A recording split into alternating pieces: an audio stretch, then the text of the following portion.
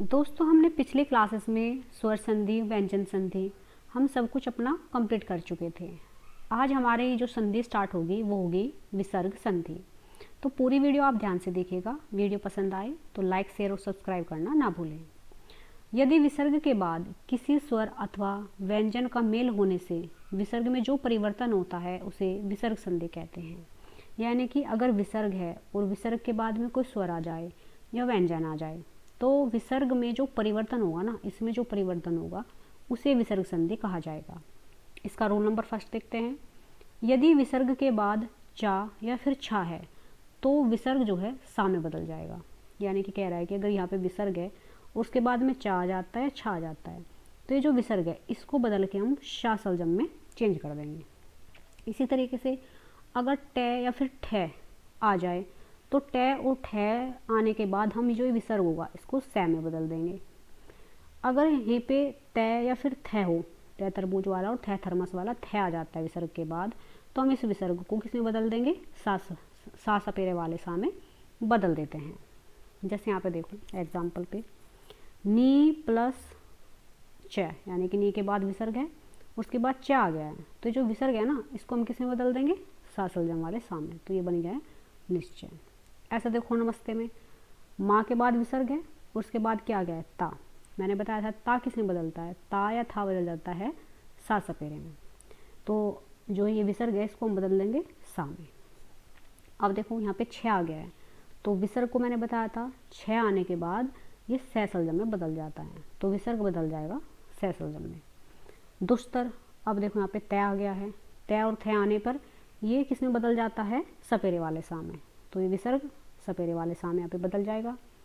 निदुर में देखो, सॉरी निठुर में देखो, तो ये जो विसर्ग है यहाँ पे ठे आ गया है, तो टे आ या ठे आएगा तो इसको सिटकोण वाले सा में बदल देंगे, तो विसर्ग बदल जाएगा सिटकोण वाले सा में।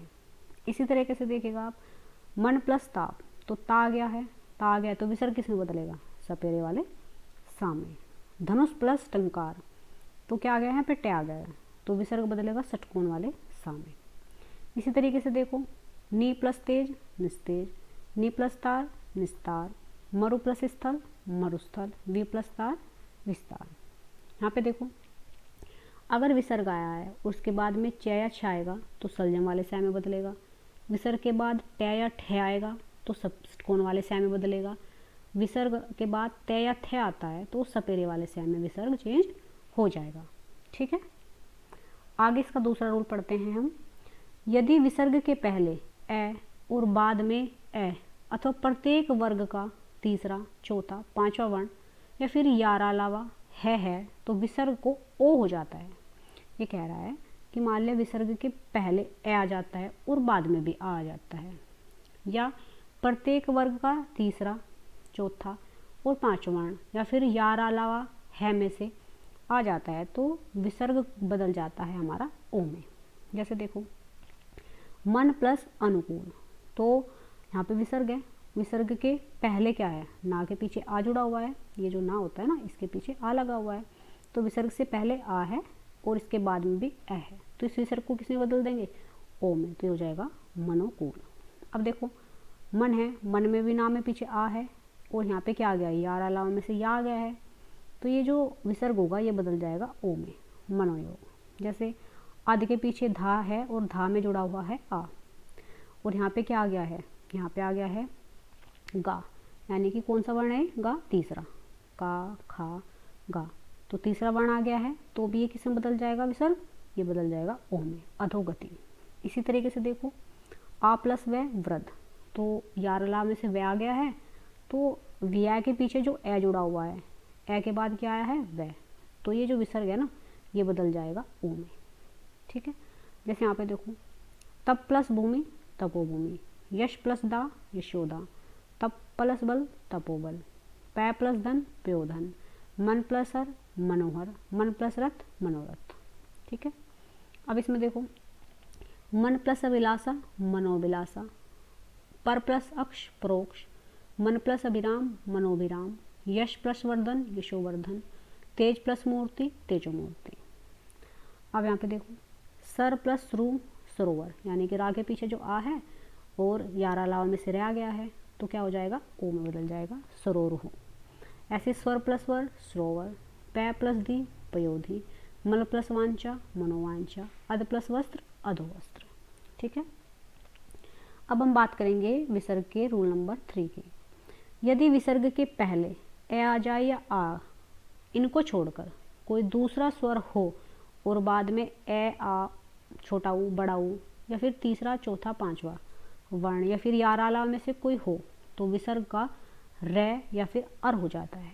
ये कह रहा है कि ए और आ ना आए, शुरू में ए और ए ना आए, इसके अलावा कोई दूसरा स्वर आ जाए, ए के बाद ई आ जाए, बड़ी ई आ जाए, कोई भी स्वर आ जाए और उसके बाद में क्या आना चाहिए, ए आ ऊ या फिर तीसरा या चौथा या पांचवा वर्ण आता है या फिर याराला में से कोई आता है तो विसर्ग को हम रा में चेंज कर देंगे। जैसे यहाँ पे देखो नी प्लस अर्थक, देखो ना जो है इसके ई की मात्रा आई हुआ है, ना के ना में ए या फिर आ तो नहीं है, ई की मात्रा है, तो ई की मात्रा के बाद ए आ गया है। क्या आ गया है, ई के बाद ए आ चुका है ये वाला, तो हम क्या करेंगे, इस विसर्ग को हम बदल दें किस में, रा में। क्या हो जाएगा, निरअर्थक। किस में बदल गया है, रा में बदल गया है। ठीक है। अब यहाँ पे देखो दो विसर्ग जन, तो यहाँ पे ऊ की मात्रा है यानी कि यहाँ पे ए नहीं है, तो ए ऊ यहाँ पे स्वर आया हुआ है और स्वर के बाद में क्या आया है, इस स्वर के बाद में आया जा। जा कौन सा वर्ण होता है, चा छा और जा, ये होता है तीसरा वर्ण। ठीक है, तीसरा वर्ण। तो तीसरा वर्ण आने से क्या होगा, ये विसर्ग जो है रा में बदल जाएगा, दुरात्मा। जैसे आसी प्लस वाद आशीर्वाद, नी प्लस धन निर्धन। जैसे प्रादु प्लस भाव प्रादुर्भाव, नी प्लस यात निर्यात, नी प्लस मम निर्मम, आवि प्लस भाव आविर्भाव, जजु प्लस वेद जजुर्वेद। ठीक है। अब इसका रूल नंबर 4 पढ़ेंगे। यदि विसर्ग के पहले ई या ऊ हो तो का खा चा फा के रहने पर विसर्ग जो है का क्या हो जाता है, सा हो जाता है। अब देखो ये क्या कह रहे हैं, ये कह रहे हैं कि मान लो कोई विसर्ग है, विसर्ग से पहले ई आ रहा है और ऊ आ रहा है और इनके बाद में का खा चा और फा है, इनको क्या करेंगे हम, इनको हम सटे षटकोण में बदल देंगे। जैसे यहाँ पर देखो दो प्लस कर्म, तो ये विसर्ग है, इससे पहले ऊ आया हुआ है ये वाला, और अब इसके बाद आ गया है क्या आ गया है, तो हम क्या करेंगे, इस विसर्ग को इसमें बदल देंगे, शान बदल देंगे, तो क्या बन जाएगा हमारे दुष्कर्म। जैसे निस नी प्लस कटक, तो देखो ई की मात्रा आई हुई है, ई की मात्रा आई हुई है, इसके बाद में क्या आया हुआ है, तो अब हम क्या करेंगे, इस विसर्ग को सैम बदल देंगे, निष्कटक। देखो कै वाले तो सारे सेम बनेंगे, जैसे निष्कपट बहिष्कार। अब देखो पे आ गया, ये देखो ये वाला पे, अब इसके पहले ऊ की मात्रा है फिर पे है, तो इस विसर्ग को हम किसे बदलेंगे, षटकोण वाले सैम है, दो प्लस प्रकृति दुष्प्रकृति। ठीक है। जैसे आवे प्लस कार आविष्कार, जैसे नी प्लस फल, तो एफ है आ गया, एफ है, तो न पे क्या ई की मात्रा है और फल वाला एफ ये फै दिया हुआ है, तो विसर्ग को षटकोण वाले सै में बदल देंगे, निष्फल। जैसे नी प्लस प्राण निष्प्राण। ठीक है। इसका नियम 5 पढ़ेंगे हम। यदि विसर्ग के बाद रा हो तो विसर्ग लुप्त हो जाता है। अब देखो विसर्ग के बाद में अगर रे ही आ जाएगा तो क्या होगा, ये विसर्ग जो है लुप्त हो जाएगा, ये खत्म हो जाएगा, और उसके पहले का स्वर दीर्घ हो जाता है, यानी कि अगर ए है तो आ हो जाएगा, ई है तो बड़ी ई हो जाएगा, ऊ है तो बड़ा ऊ हो जाएगा। जैसे नी प्लस रोग, तो देखो विसर्ग के बाद में यहाँ पे रे आ गया है, रे में रोग में, तो इससे पहले क्या है, ई की मात्रा है छोटी है, तो अब हम क्या करेंगे, इस ई की मात्रा को बड़ा कर देंगे और विसर्ग हो जाएगा खत्म। तो क्या हो जाएगा, नी प्लस रोग नी रोग, नी प्लस राज नीरज, तो यानी कि छोटी की मात्रा बड़ी में बदल चुकी है और ये विसर्ग यहाँ से खत्म हो चुका है। जैसे नी प्लस रस, तो रे आ चुका है यहाँ पे, तो क्या करेंगे हम, बड़ी की मात्रा कर देंगे और विसर्ग खत्म हो जाएगा। नी प्लस रुज नेरुज। इसका रूल नंबर 6 पढ़ते हैं। यदि विसर्ग के पूर्व का मतलब होता है पहले, ए हो तथा बाद में कै या पै हो तो विसर्ग में कोई परिवर्तन नहीं होता। इस बात को ध्यान रखिएगा। यदि विसर्ग से पहले ए है और बाद में कै या फिर पै आ जाए कोई भी, तो विसर्ग होगा ना, उसमें कोई चेंज नहीं आएगा। जैसे प्रातः प्लस काल, तो यहाँ पे तय के पीछे ए जुड़ा हुआ है, यानी विसर्ग से पहले यहाँ पे ए है, उसके बाद में क्या आ गया है, तो विसर्ग में परिवर्तन नहीं होगा, ऐसा का ऐसा ही लगाया जाएगा। प्रातःकाल। जैसे अंत्य प्लस करण, तय के पहले क्या है, तय में जुड़ा हुआ है ए विसर्ग से पहले, और यहाँ पे क्या आ गया है, तो विसर्ग में कोई चेंज नहीं होगा।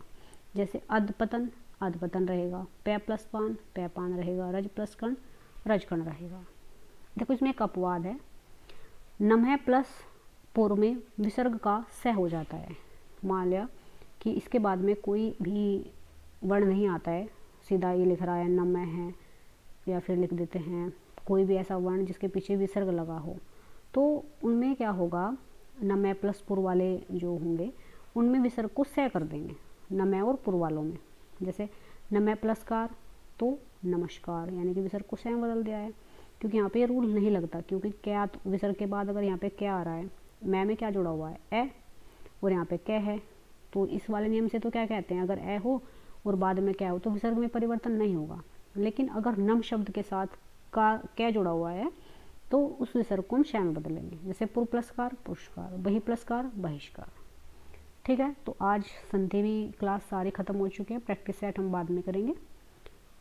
अगला टॉपिक हम कल के क्लास से स्टार्ट कर देंगे।